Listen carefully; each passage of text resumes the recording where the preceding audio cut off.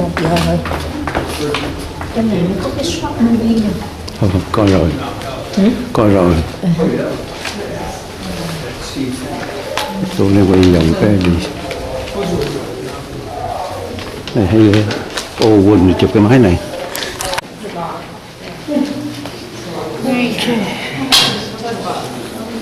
Did you actually see the plane down there?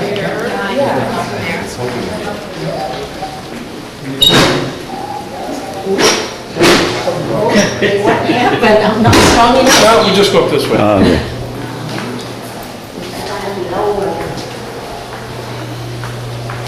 That's very interesting. Very, very smart man. Yeah, yeah, very interesting.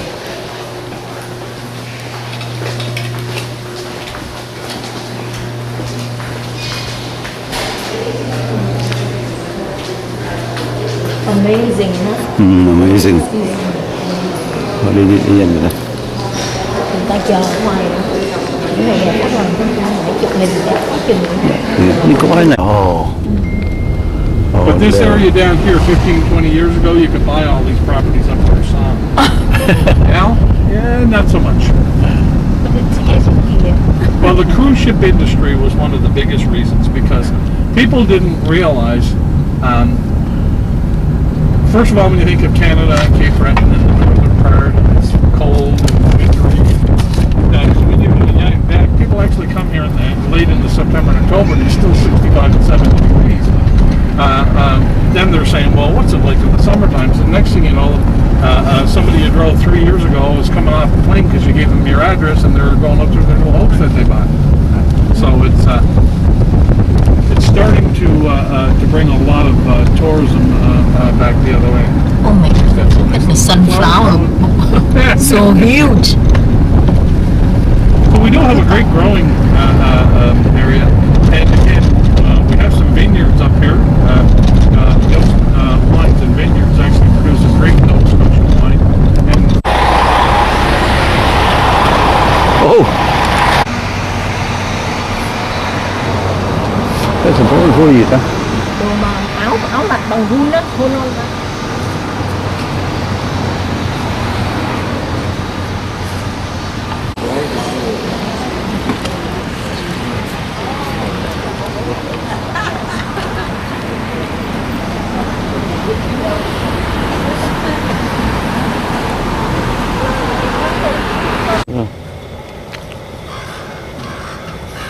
Ô, museum này. Trong cái museum nó có internet. Có không? Có. Very strong. Nhưng mà nó bán thì Chỗ nào bắp Đức nó có đăng gì cái ấy nó có internet nữa. Dạ, là port đó. Trong cái chợ đó. Không, sao mẹ không có vô được. Months again, Jeff, so there's not a lot of corporate business out there.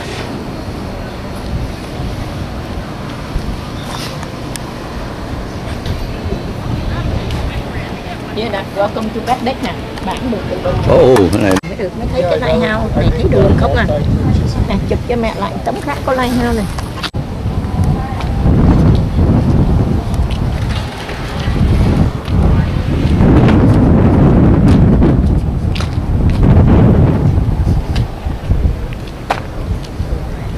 get your cruise ship dollars from entertainment. So it's beneficial not only to the passenger because of the element of the tour, but at the same time you're getting almost a different culture every night going through on these cruise ships. So it's one of the best bangs for the buck right now. So in the long run, it gives you a taste of something if you want to come back and see something at a more extensive. Yeah. You know? Yeah, And to do the same thing by yourself takes ages, and you don't know what you're doing. You have to come. when you say you're going to bring the dollar up and the economy back and the coal mines back and the working class back and that, and you've basically gotten a higher percentage and you're getting closer to that thing, then he's done what he possibly started out doing. Yeah.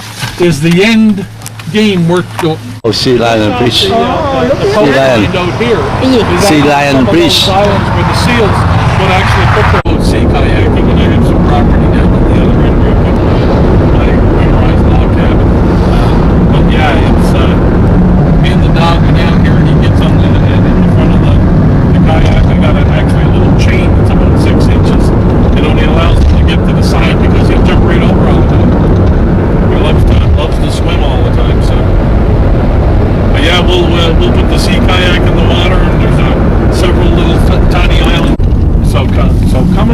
here, we have, everybody has their typical little tri-park area or dual park. This hooks up with a walking track that goes over to the boardwalk of the city, and up and down the harbor there's a huge boardwalk, monitored in the evening, beautiful little street lamps and that. Just a wonderful little area to visit, walk up and down with concerts and people playing. Buskers are down there, so it's a lovely little place to walk in the evening. Of course, we have our little gazebos. You can just imagine there's probably about every wedding that goes on in the city has their pictures taken there. Now, just around the turn here is the huge iconic amphitheater that you guys will put a big smile on your faces when you see how diminutive it is. This is a beautiful little Sculpture, a native guy goes around and carves Ooh. civic address and everything into it. So here's our big amphitheater. But at the same time, every Thursday night, there's free concerts here. The local bands come down, put concerts on. Everybody sits around. You can make a donation if you want. But again, just and as you can see, based That's right, loosely on the idea of Sydney's Harbour, very loosely. So at this time, we're going to run into the 3 o'clock school buses. All of the children are still transported by school bus back and forth. When I was a kid, we walked, uphill both ways in a snowstorm. School system here also free? Schooling here is free until you get to your post-secondary, you get to your university, or your college, or your trade schools. Once you get into that type of a progressive, then you actually have to pay for your schooling. Although education in Canada is pretty cheap compared to a lot of places in the world. Our university, we do have a full-service university here with about a 2,500 international student body, and probably about 2,000 of those are of diverse cultures from all over the world. So we'll come back down into the little town. Not pretty deep. Goes under the road. That's nice. Now this is your typical residential section. A little bit been revamped, and some of the houses are being bought. But basically the houses are over 100 years old. Some are in a little state of disrepair. Other ones have been torn down. Other ones have been renovated. And again, just your typical house like this one, just renovated. You probably got it for about $15,000 Canadian. Oh, wow. And it'll put about $40,000. So you end up with a rental unit if you want. Myself personally, I think somebody needs to be hired from another place that has the tourism down pat, so that they can actually bring the ideas like yourself.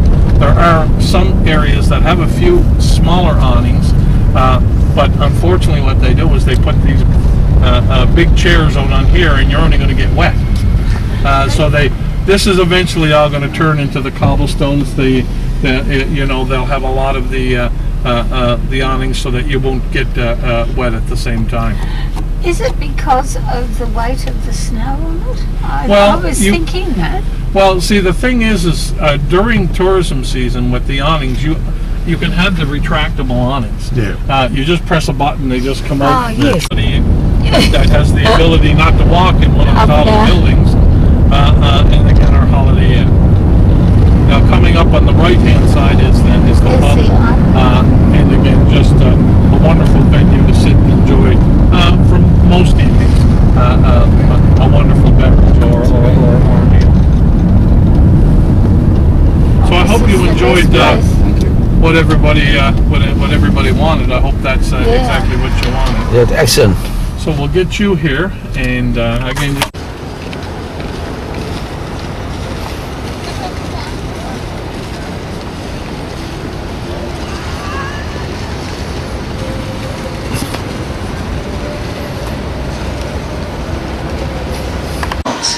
For nearly a century now, that's been the preferred combination.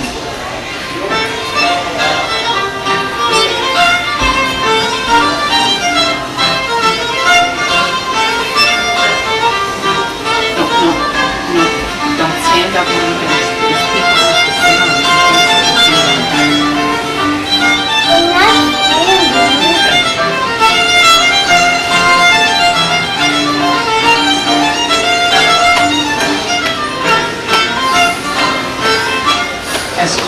steel brought prosperity to the region, Gaelic-speaking musicians took their talents to the industrial area of Cape Breton, places like Sydney, Glace Bay, and New Waterford. Through the recordings, and later via radio and television exposure, fiddling stars like Winston Scotty Fitzgerald were created, and that music received international attention. Winston was my hero, I liked a lot of the players. What was on the stage? I just, nice, up until the day he died, What's that door? nobody else played it. That door. The violin has always held a place of great importance in the lives of Cape Bretoners. To celebrate this tradition, and to serve as a showpiece for this harborfront facility, the Sydney Ports Corporation commissioned local sculptor Cyril Hearn to design and build a giant fiddle. They wanted to make it basically aluminum and fiberglass. And being a steel sculptor, I suggested they make it out of steel. And so it was decided to make a steel sculpture based upon a Stradivarius-style violin, but scaled up to gigantic proportions. The big Cayley fiddle would stand 55 feet tall, weigh in at 8 tons, and yet appear to float 3 feet off the ground. We made a paper template to save the actual size of the fiddle for when it's going to be finished. And from there, we laid it out to make stiffeners that's going to support the front and the back, and the whole interior support system for the whole fiddle. This part right here, this detail right here was the hardest part to get into it because what it is actually compound curves, and it's on a taper. So if you did any kind of steel fabrication, you know that this is the hardest thing to make right here. From design to installation, the big fiddle took 8 months to build. No detail was too small to be overlooked. From the scrolled neck with functional tuning pegs to the strands and the bow, the accuracy and realism of the final sculpture is what most impresses those who come to see it. This is the first for me, and you know, like a lot of artists really love to have this job. They wait all their lifetime for something like this to happen for them. Finally, in January of 2005, the steel sculpture made the short journey to its new home in front of the cruise pavilion. Since that time, the fiddle has become a focal point for the community and continues to generate much excitement, attracting both tourists and local residents to downtown Sydney. They come to see and hear the big Cayley fiddle. Visitors are quick to discover that the sculpture is not only a feast for the eyes, but for the ears as well. The fiddle contains a sound system that continuously plays medleys of traditional Cape Breton music. And what of the music itself? Many tunes have been handed down by ear through the generations that are still performed at venues throughout the island. But Cape Breton also has a rich history of composition. Players who create music using the traditional art forms. The next step became obvious. Why not have an original medley of Cape Breton tunes composed for the installation? Renowned Mawbu composer Kinnan Beaton was chosen for the task. For myself, I get inspired more at the house session. There's 5 or 6 hand players and musicians in the house, and we're having a party. There seems to be more music going into my head the next day. They're inspired with this. It's the environment. I don't know about it. We seem to come up with that. The Ports medley consists of a march, strathspey, and reel. The tempo increases and the rhythm changes as each successive tune in the grouping is introduced.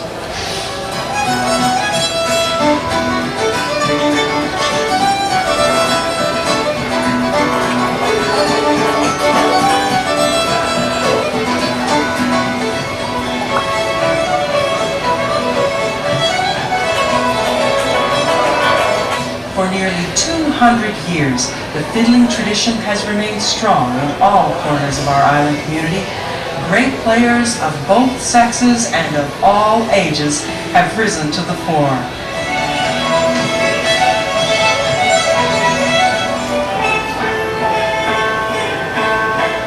And the music also transcends cultural boundaries, with many violinists of Irish, Mi'kmaq, and French-Acadian background choosing to adopt the Cape Breton sound and share the tune repertoire. The fiddle has come to symbolize all that Cape Breton Island stands for: freedom, determination, scenic beauty, hospitality, and strong family ties. Wherever islanders gather, near to home or far away, the tones of the violin are a tonic and a comfort, and perhaps even a lifeline. Cape Breton is one of the most exciting parts of Canada in which we live right now. And my reason for it, or for saying this, is the fact that Cape Breton has become known all across the world because of people like John Allen Cameron, and because of people like Natalie McMaster, Ashley McIsaac, the Barra all these, I hate to mention anybody because I believe in such a study, but these people have spread the music all over the world.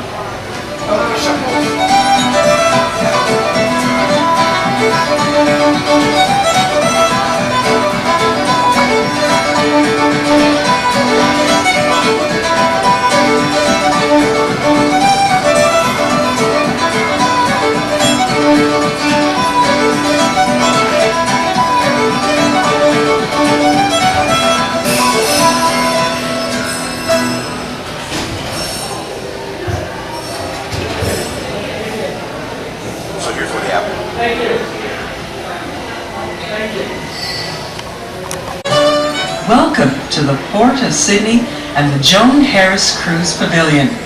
We invite you now to sit back for the next 15 minutes or so and enjoy our video presentation, which explores the roots of Cape Breton music and tells the story of the building of the world's tallest fiddle.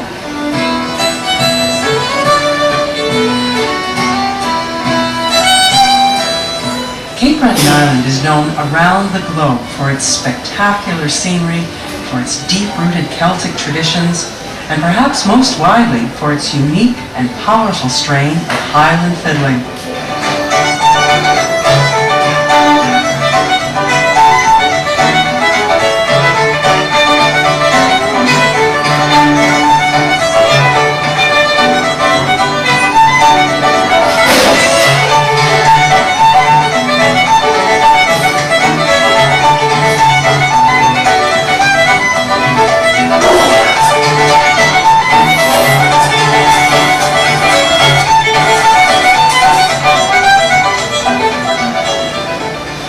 The Celtic form of fiddle playing dates back to ancient times. It came from the continent when the migrations took place way back before the Roman Empire even. And they brought this style with them, piping, from ancient times, biblical times, and they eventually found their way to Ireland and back over to Scotland. In the 1700s in Europe, there was a great revival in fiddling, and during this period, the ancestors of present-day Cape Bretoners were playing this kind of music. The arrival of the fiddle in Sydney and to other areas of the island can be traced back to the middle of the 18th century, to the period following the famed Battle of Culloden. It was then that boatloads of Scottish immigrants began crossing the wild Atlantic to establish pioneer homes in Nova Scotia, a Latin term meaning New Scotland.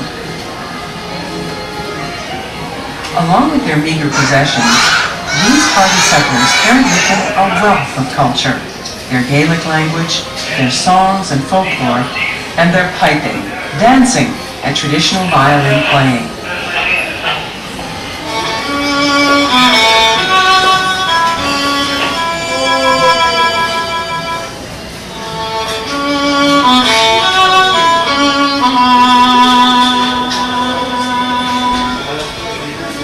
My grandfather, Lord McMullen, drive from the old country, which was in Scotland, Vera, in fact. He was given land in a place called Beaver Cove, Cape Breton. He wrote back to the family after he settled in and built his home, and he said to them, I invite you to come to this new world by stating, dear brother, here is a land where from one maple tree I can make soap, rope, sugar, heat, light, and music by making myself a new fiddle.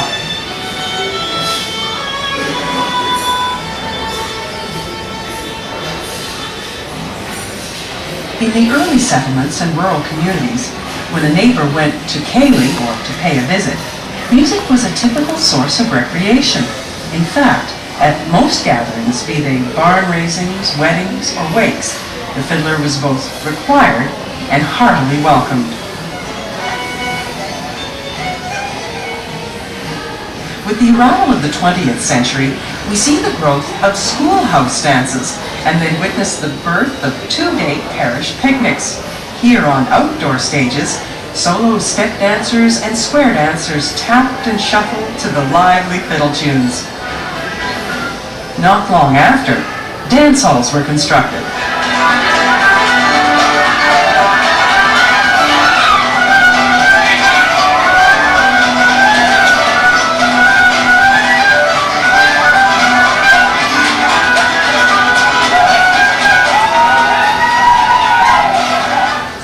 When the regular parish picnic would sometimes last for 2 days, and in some homes it lasted for a month. But in the early days, the dancing generally started about 11 o'clock in the morning.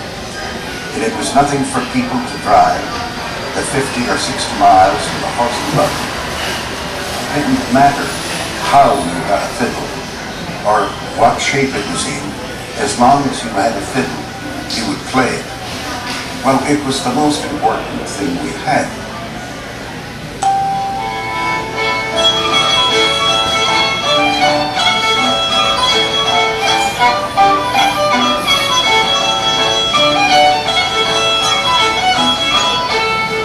Listen closely, and you'll probably hear that island fiddling has been greatly influenced by the skirl of the bagpipes, with the violinist often imitating the drone, the so-called cuttings, and other musical ornaments of the piper. Those players, they love bagpipe tunes, and I think when they're learning bagpipe tunes, they're thinking of pipes, drone effect, kind of dragging the bull, getting that ring, getting that kind of. Dinner for tea. Bây giờ nó có nói về Charlotte Town này. Ok, bây giờ đi. Ăn xong vậy đi. Dinner for tea.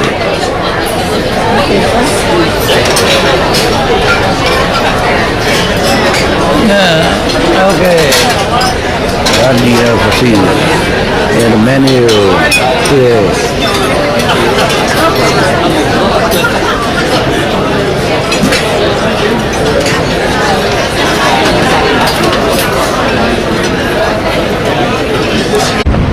Prince Edward Island.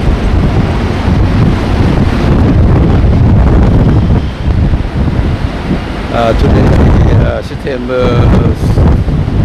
19, 2018. Today, he leaving Prince Edward Island.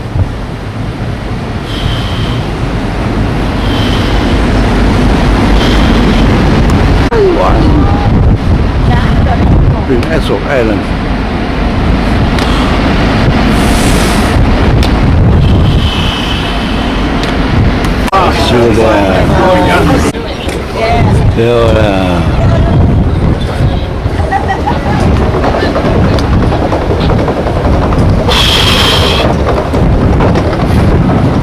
Cold.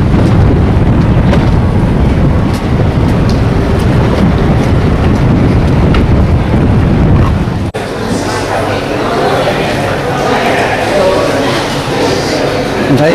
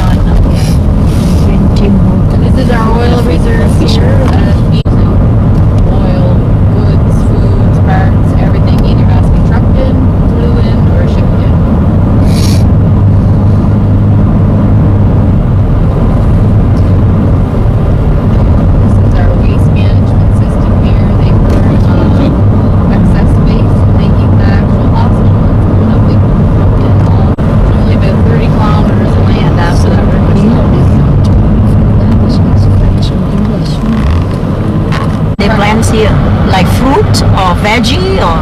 We grow a lot of potatoes. Oh, potatoes. So, soya, cold crops like broccoli, cauliflower, cabbage. We grow a lot of potatoes. We have Cavendish Farms. They're owned by Irvin Oil. They have a plant here, a processing plant, and they do only Prince Edward Island potatoes for their French fries. I see. And last year they did 1 billion pounds of French fries. Wow.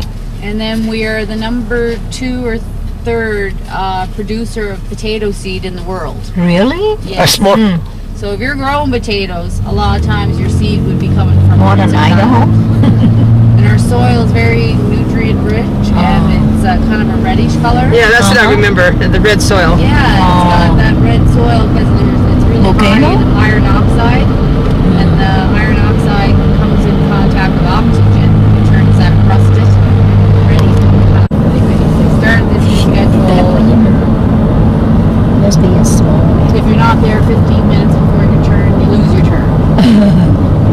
Yeah, so it's just they've been making things very strict, I guess.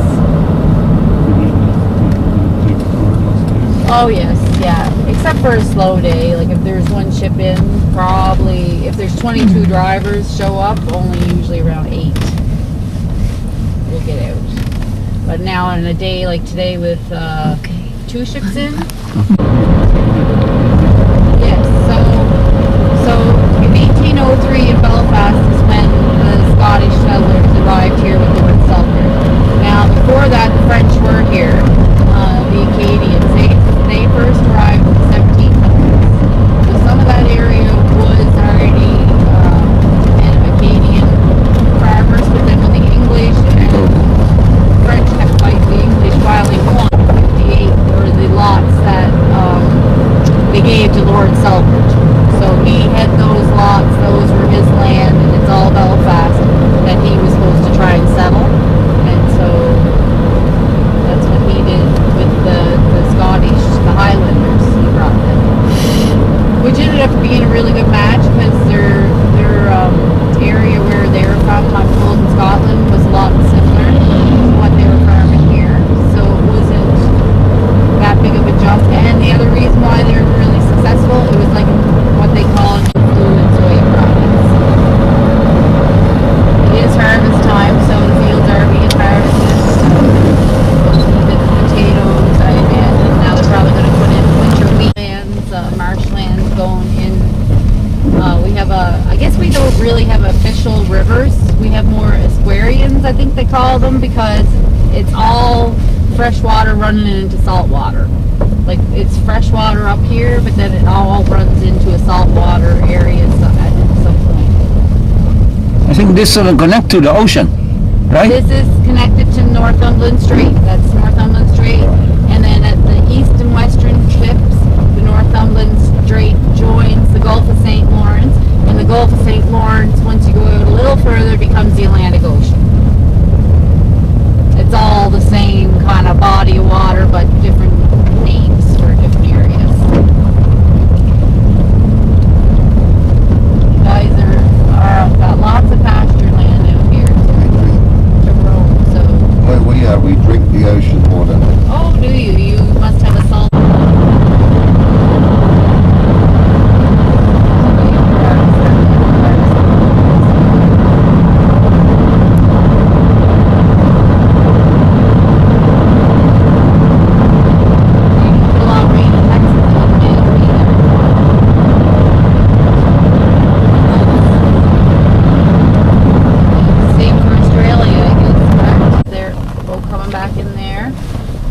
This is marking the channel. This is actually a really natural deep channel, and these are mussels again here. In some bays, I mean, it's a booming industry here. Mussels, like I said, we produce 80% of North America's mussels, but almost every bay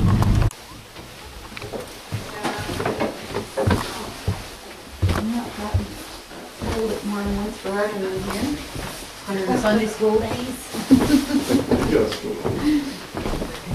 If he's wants on the guest book, he's can too. He passed away now for quite a few years, but it just kind of got that nickname, Jack's Road, and it's. Well, this looks like this would be a road out of the Anacortes feet because they want to keep the beauty and the aesthetics of it, you know, to be a country canopy road. So this hasn't been touched. This hasn't been touched. Now there's one area up here that someone owned land right beside it, and so this will be crown land on each side in this road.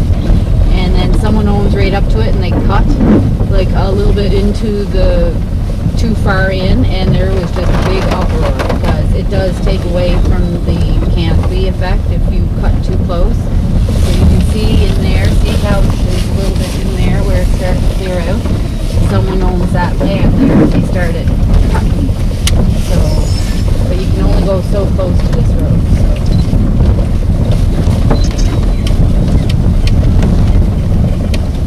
But we do have a lot of these. Little fishing boat there. And this is still have a few boats in that fish along here. And you said your son does lobster fishing too? Pardon? Your son does lobster fishing too? No, lobster season's over. I can Oh. show you how that they do the lobster, how the lobster go in the trap. So if you are interested, Okay. if you want to see, I can show you on these traps here. No, lobster season is done at the end of June here. So. Why is that? All of July and half of August. So it's illegal to fish them because you'll just damage them, especially if they're little ones. And they're protected during that time when they molt. And if you take any females up that have eggs on them, you have to put them back. You can't take them to last longer. A lot of them do. He enjoys it, so, and it's good money for them. So, but it's only 2 months of the year. And then there's no fishing all July and half of August. And then there's fishing allowed from half of August till the mid-October. But For what? For lobster. Again? But only in western PEI and only on around the 7th one. Only a small select. Okay, so And that's because, like when you go to buy a lobster, you know how sometimes, did you ever have a lobster where it looked empty? Like, so in the fall, if you ordered lobster off a guy who's fishing in the fall fisheries, you'll get that shell and you'll think, oh my gosh, look at that lobster, he's 2 pounds. When you open that up, there might be a 1 pound lobster inside because he just got a new shell. Oh. So he hasn't filled out his shell yet. So you're paying more for the shell and not for the meat in the fall, where in the spring, they haven't molted yet. Yeah. So the lobster shells are full. They're like full of the capacity. So when you crack open that lobster that you paid, you know, you think you're paying for a 1 pound. So that's the market time. So yeah. Okay. And I find they are sweeter tasting in the spring, whatever reason. Oh, we Sweeter. got a crane right there. They're everywhere. Well, one time we were at a restaurant and we got the lobster and it was from South America. Yes. And it was tough. Yes, and they have no, I call them more like crayfish. They don't have claws either, do they? They have claws? No, I just remember they in the tree, and they'd be so embarrassed about it. It was like, everybody'd say, oh, you got another buoy in your buoy tree, and they'd be just mortified. And now, her and I contacted on Facebook over the years. She moved away when she got married, but she was like, I remember when I went to school how I always hated that stupid buoy tree. Around the area, kind of explaining more of the area. The Hillsborough Harbor, where your ship is back behind you that way. This is all the Northumberland Strait, and to the left is where our ferry service runs. Can't see too much today because it's a cloudy day, but there is a washroom and a small gift shop in that building there. If you want, I can take you into the lighthouse and she can tell you a little bit about it. And then it's up to you folks individually if you want to travel up to the top. The large reflector placed in behind and on the second level, you would see an example of that in all the different sizes of the 4th order Fresnel lens. Now the housing to put 3 more lanterns to the lights, but it actually did stay in effect for 109 years. This is how this light was lit from 1849 right up to 1958.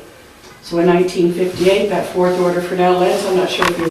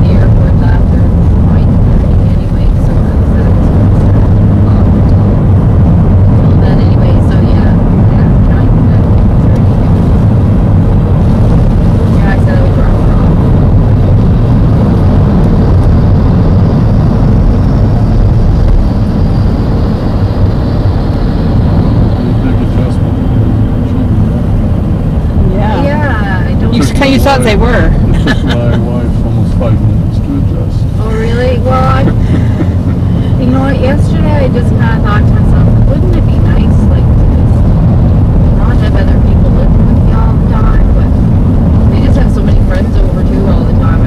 Sometimes I feel like I can't find I knew, I think, more of what was going on in their life then if they were home, you know, like they texted me everything. And so. Well, Mike really got connected to my daughters when they got children. Yes. And then all of a sudden I was just hearing from them constantly. Yes. You know, via the phone. And I remember when I moved away when I had young children, but I didn't call because at that time it was 25 cents a minute to call for where I lived, so I just didn't, you know, that wasn't something I did all the time. But now you just see everything their kids do. And yeah, no, and my mother, I was the same when I started having my children. I moved back to PEI, and so there was no charge to call her. She lived down in Belfast still, where we were there today, and I was in the next community, so there was no long distance between the two. It's taken them about 5 years because with a heritage building you have to have all the same time period. If a pane of glass had to be replaced, it has to be the same year glass they replace it with. So a lot more complicated. And I'll show you the fence in there. I'm just going to take you around. This is what we call, well, it used to be University Avenue, but I think they've just renamed it Great George Street because that's what it originally was. But for years when I was growing up, this is called University Avenue because it's the main strip. All of this is considered Old Charlottetown, where we're at. It's the original city, and then after you get past those next lights up there, it starts to become more like the new Charlottetown. From that light on, it's not as nice architecture, or it's more modern, Walmart, Home Depot, all that sort of things out that way. So that's where a lot of islanders go because it's the mall and everything out that way. This is more like little artisan shops and restaurants and really nice shops to buy clothes. So this is all Old Charlottetown style. New building as well, though it's supposed to be like one of the most self-sufficient buildings built. It's energy efficient. I think it has some solar, those panels, I think generate solar power. It was just built a couple of years ago. The fire department at one time, but now it's City Hall.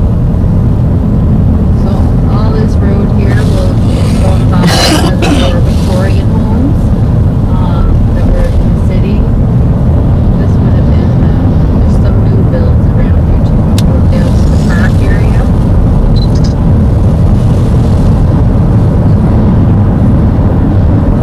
A lot of people take pride in their place, even if you just live in a little tiny. So I think that could be demolished.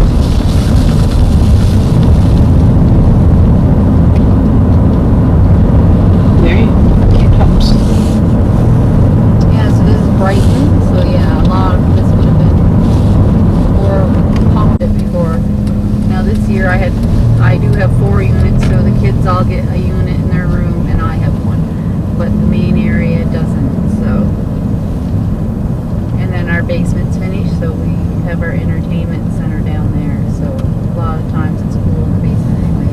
So this boardwalk runs all along the waterfront to your ship, pretty much. This is all island sandstone. A few places you'll see we have our harder rock here, like granite. That's because that's how they traditionally grow, attached to rocks. But when you grow them in this cultured way, suspended in the water, they don't have any grit or dirt in them, and they're just so much nicer to eat. They're just clean, very clean. No sand. I love them. And that's where you came in the open there. This over there is Fort Amherst, and there's a lighthouse there. Actually, when the English finally beat the French, we deported a lot of them on rickety old ships down to Louisiana, some back to France. There's a whole bunch of different areas we deported them to. A lot of them escaped and went to Western Prince Edward. Prince Edward Island has never been attacked, has it? Well, the French and English fought over it, yes. So there would have been some battles. Look at the color of that car. I think by the time they usually go North Shore, actually, William flew a helicopter in. So that's our Queen's representation. That's who lives in there, the Lieutenant Governor. In residence, so why they have the rope up when she's not, if you just want to try the ice cream.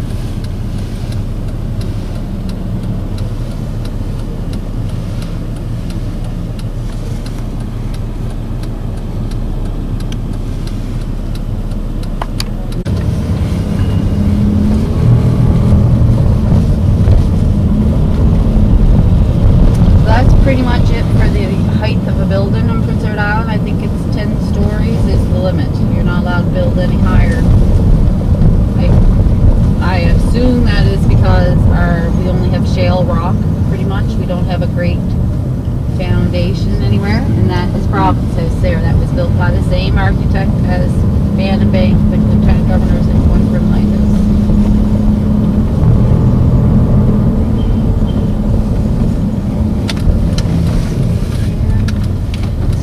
Go in and visit this church right here, St. Paul's.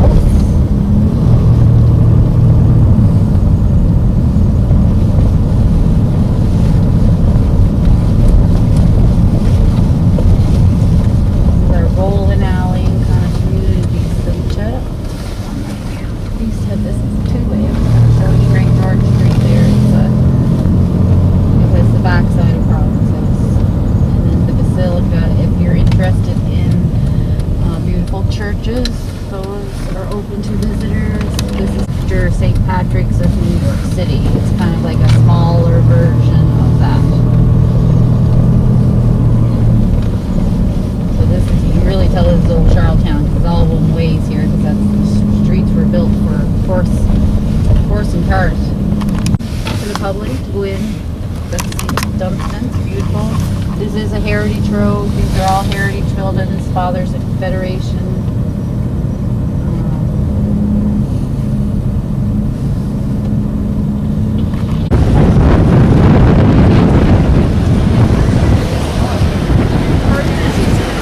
Actually, 3 foot.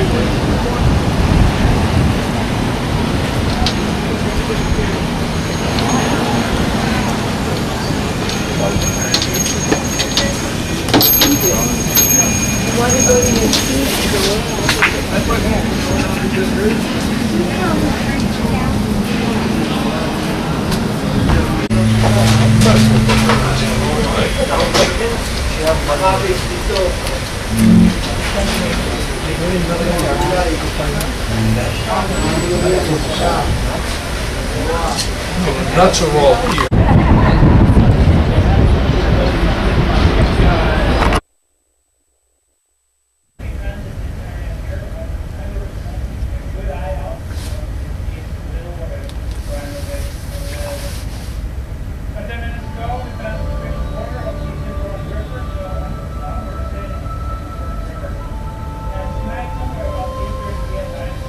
In the heart of Southeast Asia is an ancient kingdom with over 3,000 kilometers of coastline. But beyond its golden shores, there are secret worlds.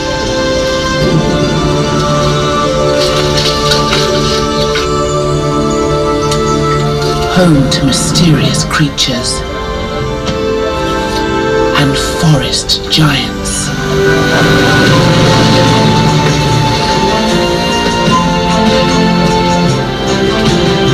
This is a fast-changing country where East and West collide.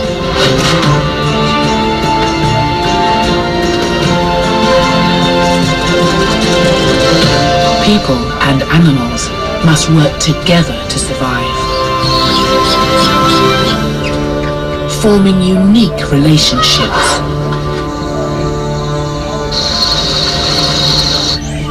A spiritual land, full of magic and wonder.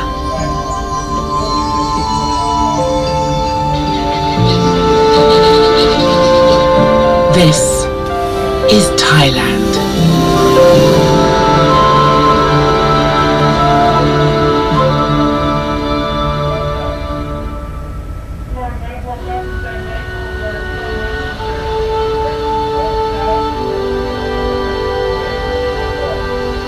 southwest Thailand. A wild paradise of limestone karsts, golden beaches, and dense forests. Along this rugged coast are some close-knit families. A troop of 30 long-tailed macaques has made this their home.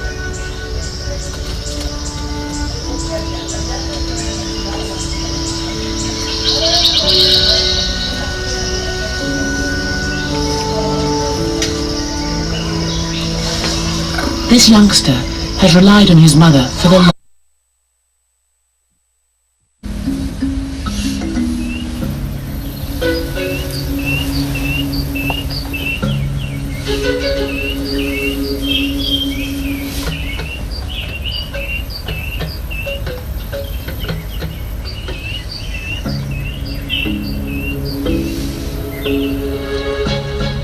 This is the land of dawn, the Serengeti.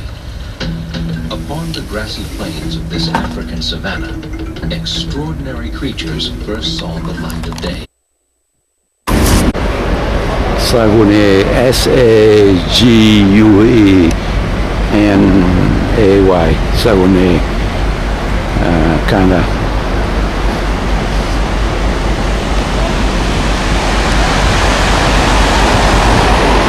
Today is September 25, 2018.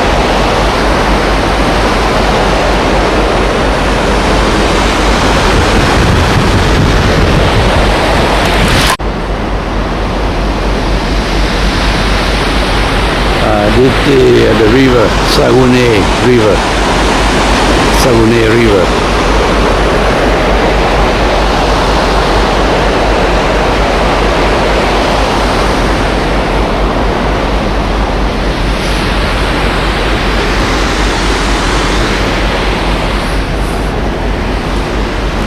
Today is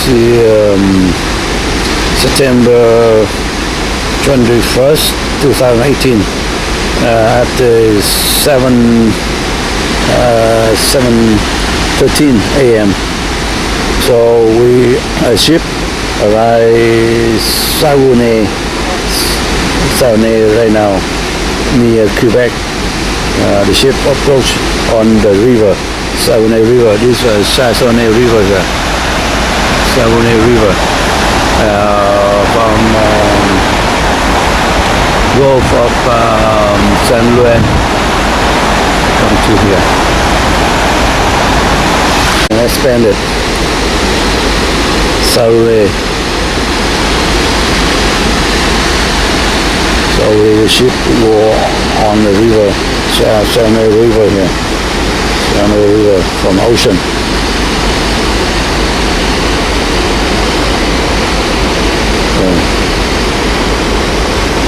So near Quebec, the river of Saguenay River, officer told me there's a half fresh, half seawater.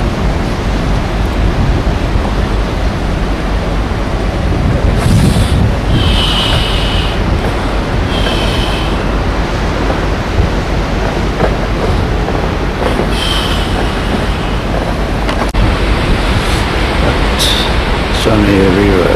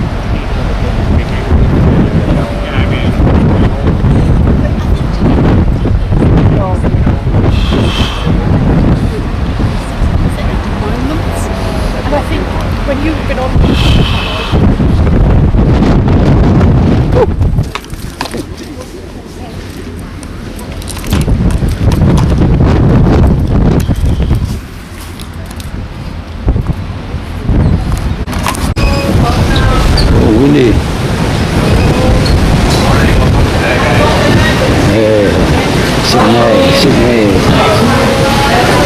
Good morning, welcome to Tag Day.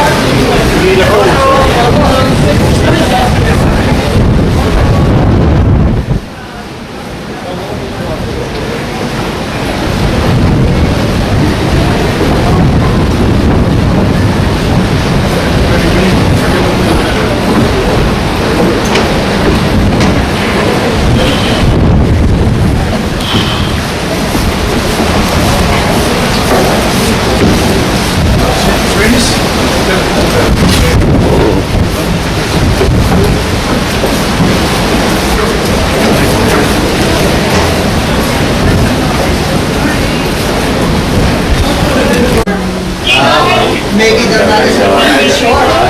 Hi.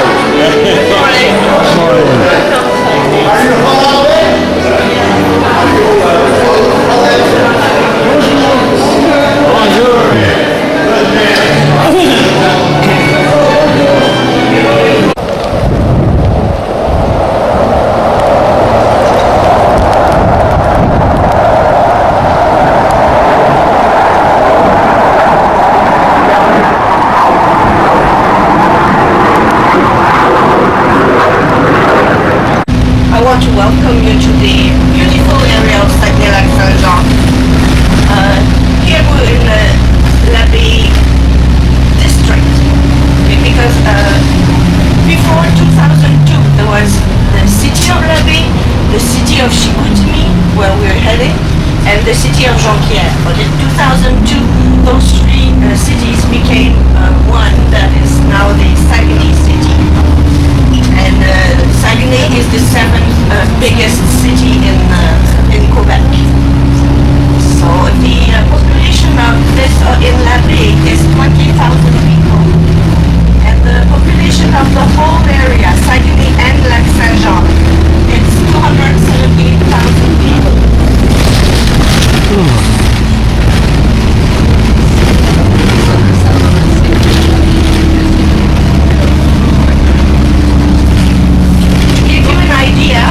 The whole area, Lac-Saint-Jean and Saguenay River and the St. Lawrence River. I'll show it to you later just to explain things, okay? So we're tough. Yeah. No? Okay. So I'll present to you the flag of Saguenay-Lac-Saint-Jean. We are the only region who has its own flag. You know, every region in Quebec, we are the only one who has its own flag. So our flag is very important to us. And our flag is even older than the Canadian flag. So what do you think the green represents? Absolutely. You just have to look around. Okay? You know, we have 49 municipalities, and 23 of them are dependent on the forest industry. So that's really important for the economy. The red part, the yellow one, the sun. I like the way you think. Oh, that would be a nice idea. But it's about the agriculture. The agriculture, yeah. It is also very important in the area. The gray here in the middle, it represents the industries. Well, the aluminum industry is very, very important here. There are 4 smelters here in the area, so that's, I'll explain a little bit later why. The red part here represents the blood of the people, the energy of the people. And the cross is because the first Europeans who came here, they were Catholics. So that's why we have the cross. The church was very important for a long time in this area. Blueberry in the town. And those 400 producers, they produce 60 million pounds of blueberries every year. Oh. So that's very important.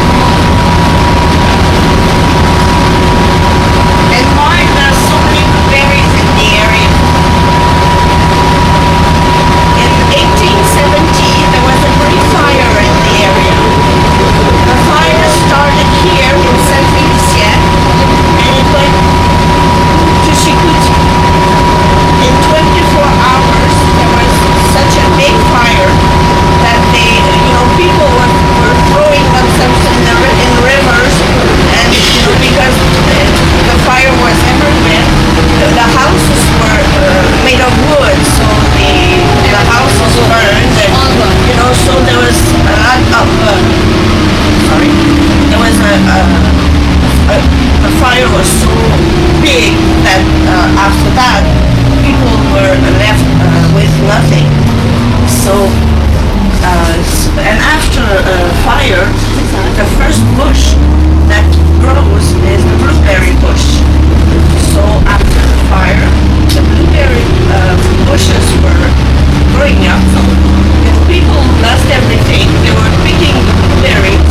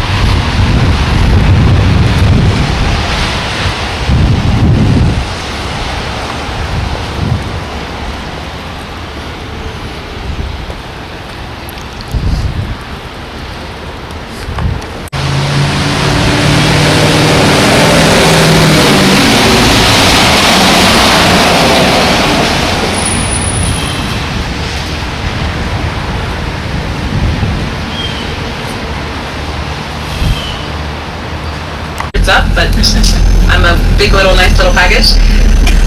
If I don't shovel the snow on my front lawn, it's double my height. So when I send a picture to my mother-in-law in Belgium, she can't see our front windows of the front house. It blocks by the snow. But we are very equipped. Of course, Canada, you have to be equipped for the weather, or else we'd stay indoors 6 months out of the year. Oh man. Downtown Chicoutimi is also known business-wise, their banks and all that. We do have restaurants here. If you decide later to take the circuit and stop for restaurants, we do have pizzerias, we have sushi, we have little nice sandwich places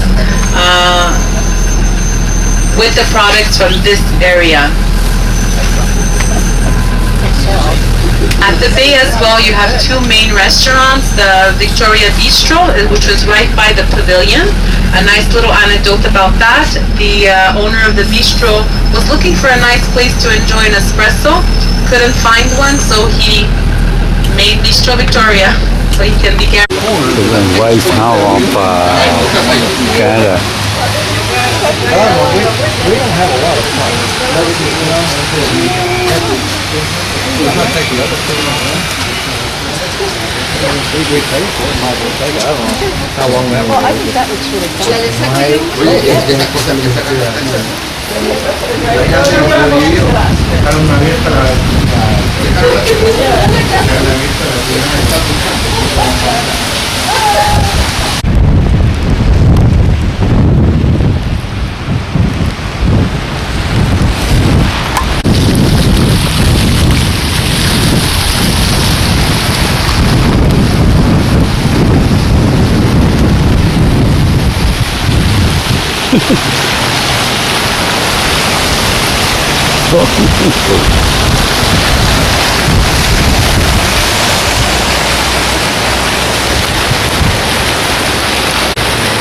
Oh, really? The year of this slide is 1936, 38. 19. And the green represents the forest. The yellow represents the agriculture, because we have many agriculture between each main center. And the gray represents the aluminum, because in the area we have 4 aluminum smelters. And the red represents the force of the people of the area. And the cross, that means 95% of the population are Catholic. So when the flag of Canada, what year? What year flag of Canada? The flag? You said it year older than the Canada flag, right? It's older. But this one 19 what? 1938? 38. 1938. 38. How about and Canada? The Canada, yeah, I think it's I think that Quebec flying maybe 60. Oh, 1960. And Canada was I think it's 550. 550. 1950. Okay.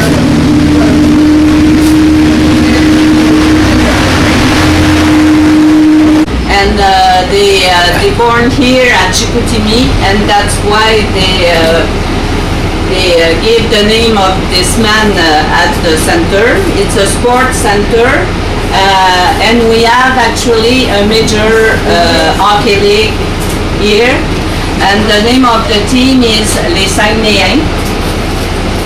And we also have speed skating, and we have many people from the region who win Olympic medals here. Oh. They practice at that place. This is the link to go to Quebec City from here. The distance is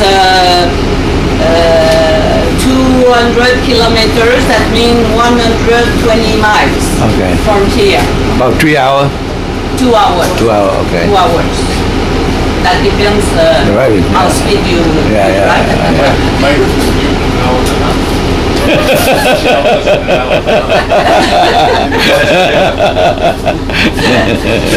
Ils sont en train de dire, Michel, que ça te prendrait 1h30 pour aller à Québec.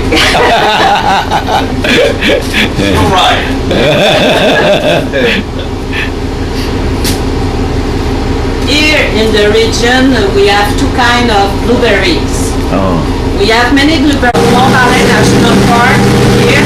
We can see here today because the clouds are. And when it fell last winter, it fell 22 feet of snow. Oh, just two. At the Mont-Valin. Oh. And when you see snow on the top of this mountain, that means that 3 weeks after we have snow here. Oh, okay. And we have snow from mid of November until mid of April. That's the mountain connect to Rocky Mountain? No? No. Okay, okay. At Mont-Valin, we have a ski center. The name of the ski center is the Vallée Noire. And at that place, you have 100% natural snow. And many Americans come here to ski during the ski season. You have also at the Mont-Valin, you can make cross-country ski. You can make also snowshoe. And this picture was taken at the end of December. And when we are in the end of March, you just see the top of the trees. Okay, we have a place at Mont-Valin we call the Phantom Valley because you just see the top of the trees and the snow frozen the top of the trees and they looks like phantoms. Oh.